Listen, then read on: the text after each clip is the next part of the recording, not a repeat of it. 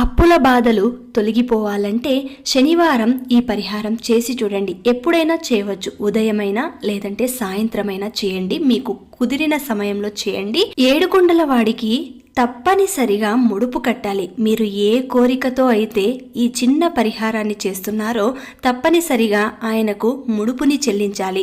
అది పసుపు వస్త్రంలోనే చెల్లించాలి. కాబట్టి పసుపు వస్త్రంలో ఎంత డబ్బులు ముడుపు కట్టాలి అని మీ మనసుకు అనిపిస్తుందో అంత మాత్రమే కట్టండి. ఆ తర్వాత ముడుపు కట్టినది స్వామివారి ముందు ఉంచి ఆయనకు ఏదైనా మీకు తోచిన నైవేద్యం పెట్టి ఒక చిన్న దీపం, అది కూడా బియ్యం పిండితో తయారు చేసిన దీపం, బియ్యం పిండిలో కొద్దిగా నెయ్యి వేసి కొద్దిగా బెల్లం వేసి దానిని దీపపు ప్రమిదంలాగా చేసి 7 వత్తులు వేసి నేతితో దీపారాధన చేయండి. ఇలాగా 7 వారాలు చేసి 7వ వారం తిరుపతికి ముడుపుతో సహా వెళ్లి మొక్కును చెల్లించుకోవాలి.